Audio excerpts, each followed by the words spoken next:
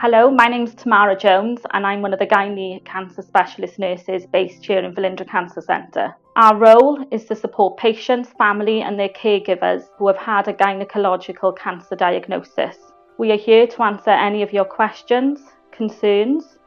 We are able to signpost to other supportive services. When you are under our care, you will be given a contact number to be able to contact us as your specialist nurses, or key worker as some people may address us. If you have any questions, queries or concerns, you're able to call the office. If we are not there, leave a message and we're able to get back to you as quickly as possible.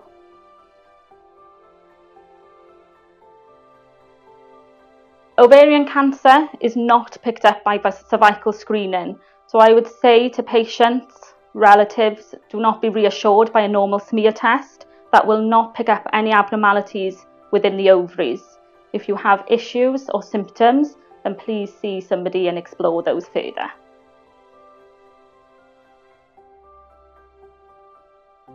That's a really good question.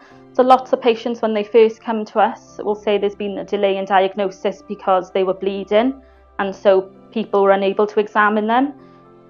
One of the many signs of cervical cancer is bleeding, and so if you are bleeding, there's still no reason why they can't go on and examine you.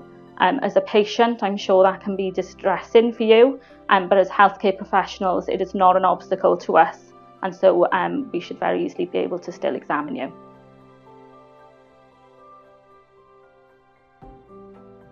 As CNSs, we would advise that you continue with all routine screening that you're invited to partake in, with exception to cervical screening if you've had radiotherapy to your pelvis. If you have any questions regarding this, then please contact your specialist nursing team.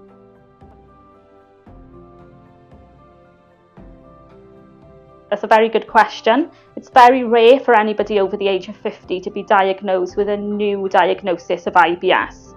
So if you have other concerning symptoms of ovarian cancer, such as abdominal bloating, early satiety, weight loss, changes to your bladder function, then you should see your GP and explore that further.